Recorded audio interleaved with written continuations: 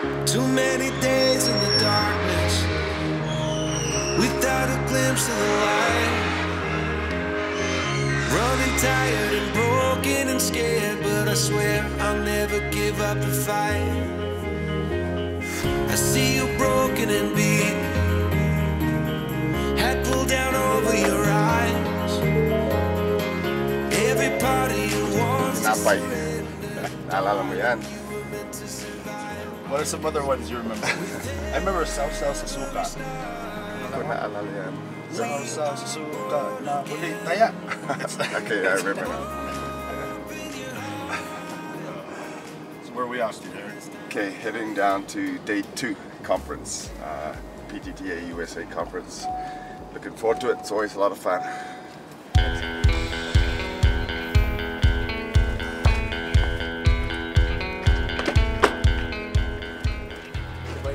Going across the street. Anybody? No, we're good, bro. I'm good, thank you. You want some donuts, right? No, I'm good. Something with sugar? No? High caffeine? I'm not a morning. I know. I'm not a breakfast guy, so thank you.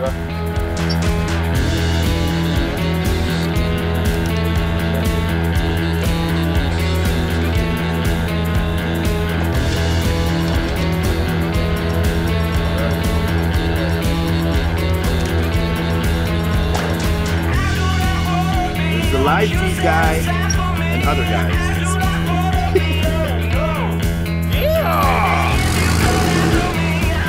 What's up, Lamont? Words of wisdom this morning? Train hard, something inspiring. Love it. Perfect.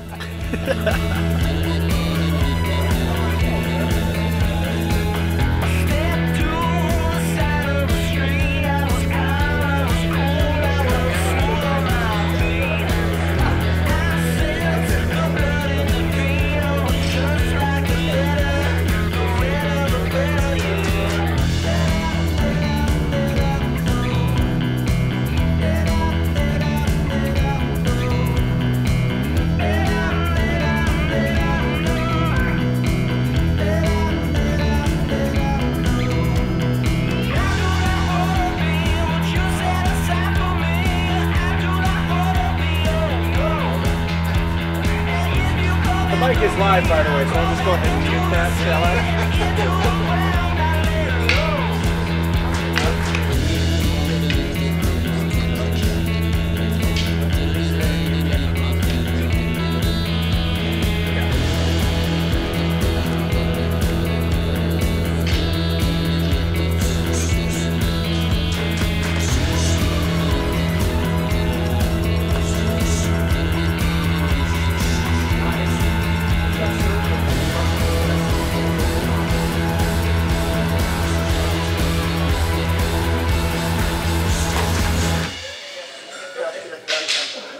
There you go. Good to see you guys. Awesome. Today started a little earlier. It did, yeah. So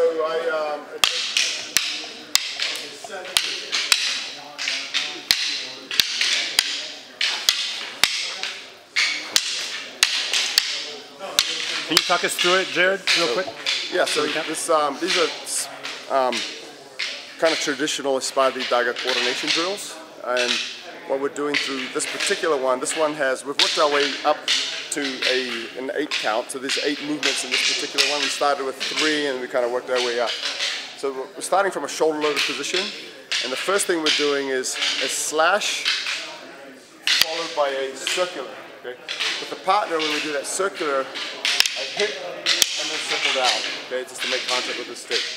Hit, circle down, and then I'm following through with that thrust right here. Okay?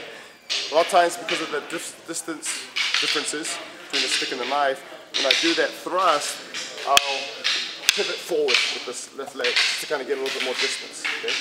So 1, 2, 3, and then I slash again here, and then I come on a backhand thrust. Okay? Then I come up. That could be upward slashes, or I could be doing defensive pylons. And then after that second one, I come forward again, and then we just start again. So it becomes an 8 count, two-man drill.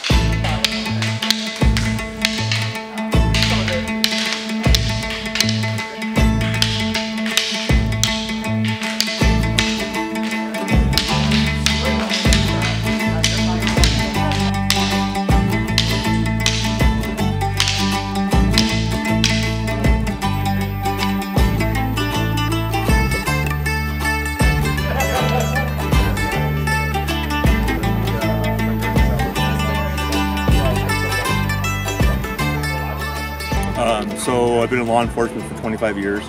I've taught various young cops different types of defensive tactics. I really feel that this in particular has a lot more application for what we do. Although I may not be able to do all these things in my career, my job, on the job, but I can understand and watch movement and striking, and I can see when a bad guy is trying to attack me, how they're going to do that and potentially what I could do in return. So I do feel that it's super applicable regardless of the exploration of the art, you know, the depth and the breadth of the art. There's a bunch of things in there that are really applicable to law enforcement. And then when I drop, I'm not just this, because he's gonna eat me. Okay? I go here. Talked about ducking footwork earlier. That's ducking footwork. Here. I'll hit that hand. I don't want him getting ready to drop this stuff on me. That's no good.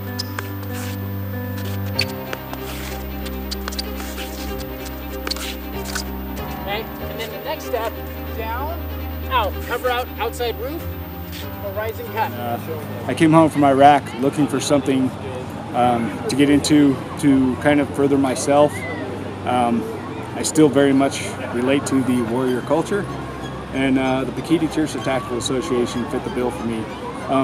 It wasn't just about the art though, it was about the accountability I had in my training partners, the relationships I've developed since I've been here, and I have to say that I hadn't had a brotherhood like this since my military experience, we'll just say that. It was fitting the bill of something that I was missing at the time. So transitioning out of the military is very difficult for people. And this was, at the time, this was the only thing I had outside of that, and it really became a glue for me. It became something that held me together. Even when I started to go through some of my darkest times, it was the guys that I trained with that came alongside me and kept me going through my recovery process. Nice. And I just love the vibe of everyone that's involved. It's like a family more so than just like a, you know, martial arts group. It's a family. And then Tuhan Jared is just amazing. And the way, you know, the way he guides everyone, it just makes everyone feel very welcomed.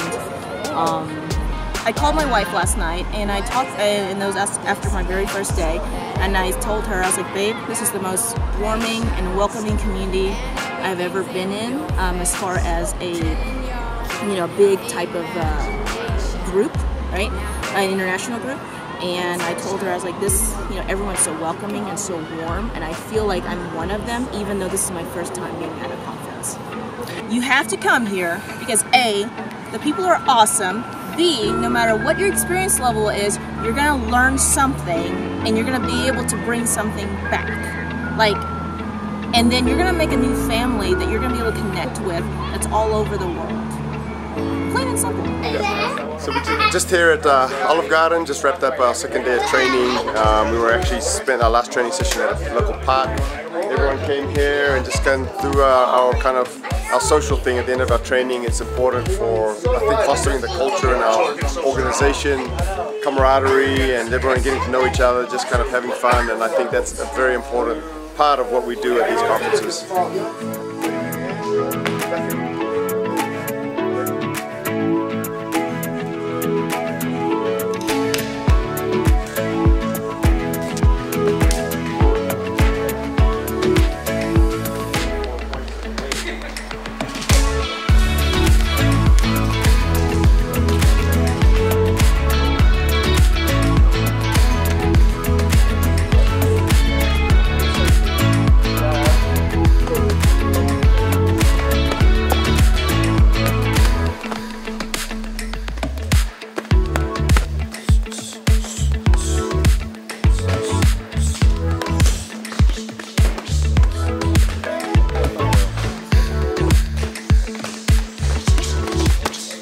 So my name is Dustin Henson and I'm a weapons instructor.